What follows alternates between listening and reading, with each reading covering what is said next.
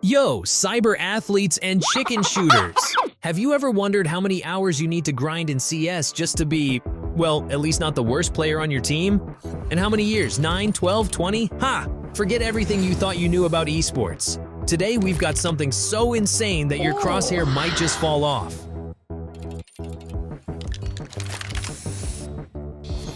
See the promo code on the screen? Don't wait for a lucky chance. Luck is already on your side. Enter the promo code on our website and collect top loot from GGDROP.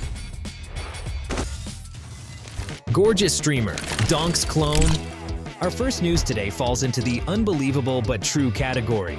Remember the recent IEM Katowice 2025 where Donk was absolutely dominating? Well, turns out he has a clone.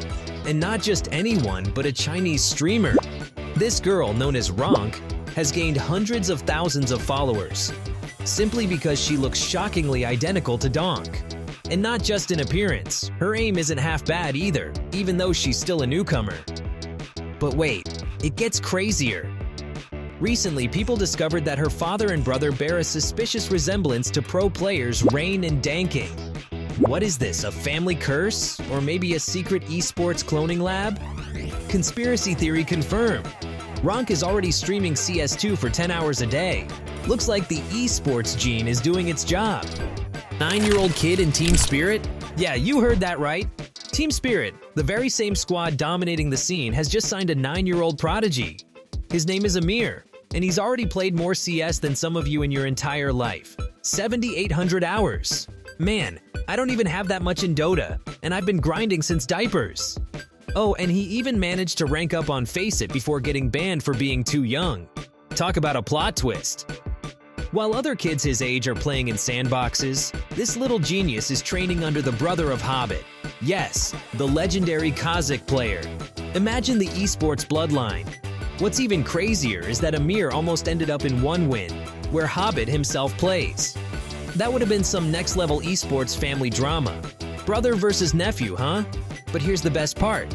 Amir's ultimate goal is to win a major. Ambitious, huh? Too bad you need to be at least 16 to compete, so for now, he'll have to keep grinding FACEIT, unless they ban him again. Fathers and sons, the battle for FACEIT. And just when you thought things couldn't get crazier, the dads of these esports prodigies decided to turn up the heat. They recorded a video appeal, calling on FACEIT and the entire esports community to make an exception for their genius children. They're saying, support young talent, give them a chance. But hold up, it's not just about Amir. There's a whole wave of prodigies knocking on FACEIT's door. 7-year-old Shaloon, already banned from FACEIT for being too young. 9-year-old Amir, recently signed by Team Spirit. 10-year-old Savok, another rising talent. But the community wasn't having it. People immediately started debating. What about the game's age restrictions? If you start making exceptions for some, where do you draw the line? So now, the drama is heating up. What do you think? Should these esports wonder kids get a chance? Or should they stick to training in the sandbox for now? Too early or just right? And now comes the big question. Is it too soon? Take Thorin, for example, the grumpiest analyst in CS. He straight up said that if you spend 15,000 hours on a game before turning 20, then, and I quote, "You've wasted your life." Well, I don't know, Thor. Sounds like a little jealousy to me. Though let's be real, 15,000 hours is insane. Think of all the useful things you could do with that time. Learn to cook borscht like a true Slavic chef. Master Chinese and become an international business mogul. Or, let's be honest, we'd all just be playing more CS anyway. Spirit get destroyed at IEM Katowice 2025. But let's get back to business, or should I say, back to the Dragons. Team Spirit always knows how to surprise us. First they sign Donk, who obliterates everyone. Then they pick up a 9-year-old prodigy. But the IEM Katowice 2025 Grand Final showed us one thing. Even the strongest can fall. Vitality absolutely demolished them.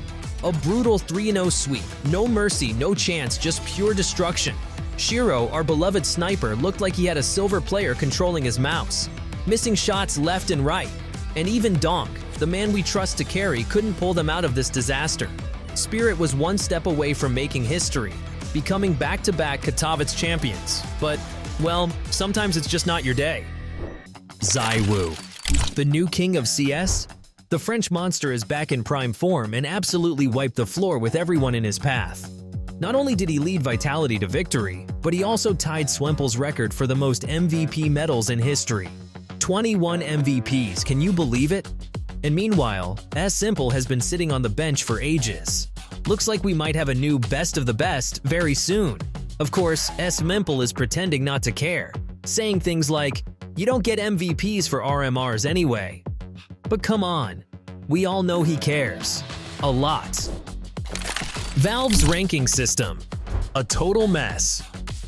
Speaking of rankings, Valve has messed things up so badly that even the devil himself couldn't figure it out. 22 teams have already sent an open letter complaining that the system is unfair, unclear, and straight up broken. Some even demand that open qualifiers for majors be brought back. So, how does this mysterious ranking system actually work? I did some digging, and here's the simple version. Every team starts with a base score that depends on tons of factors: prize money, strength of opponents, LAN victories, you name it. Then points are added or deducted based on match results. But the catch is that the bigger the gap between two teams in ranking, the smaller the penalty for the underdog when they lose, and vice versa. Basically, it's just like matchmaking. Here's where it gets crazy. Spirit played multiple matches in 2025 and earned just 16.5 points total. But one loss to Furia at the RMR cost them 22 points. Imagine that. So beating weak teams is pointless, but losing to them is a disaster. Great system, Valve. Totally makes sense. Train, the biggest loser in Premier matchmaking. While Valve is scratching their heads, trying to figure out what to do with their ranking system, Train, which was recently added to Premier matchmaking, has already taken the crown for the least popular map. The Mirage Warriors refuse to surrender. Looks like nobody is in a hurry to learn new nades and angles when they can just spam A-site smokes on Mirage. Surf's up, boys! Lily's new game mode is coming. While you're busy deciding which map to suffer on, our beloved mapmaker Lily has been cooking up something insane. She has been teasing her mini Subway Surfers mode for CS2 for over 6 months, and it looks like the release is finally happening this month. Info was relevant as of June 2024. She promises 300 FPS instead of the miserable 60 it had at launch. Smooth movement, first-person and third-person view options, coins, cases, basically full Subway Surfers vibes.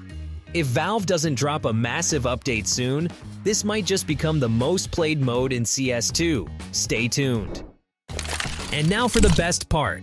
Valve finally delivered a well-deserved smackdown to a sneaky Chinese cheater. And not just any slap on the wrist, a VAC-ban straight to his most valuable asset, his inventory. And guess what? He had skins worth tens of thousands of dollars. Now that's what I call justice. It's nice to see that VAC isn't just banning innocent chickens, but also going after big-time rule breakers with deep pockets. That's a wrap, folks. So there you have it, 9-year-old esports prodigies, crushing defeats, record-breaking moments, ranking system drama. CS2 never fails to keep us entertained. What do you think about all this madness? Drop your thoughts in the comments, smash that like button, and make sure to subscribe. And remember, age is just a number, but skill is eternal. No matter where you are in the world. See you in the next one.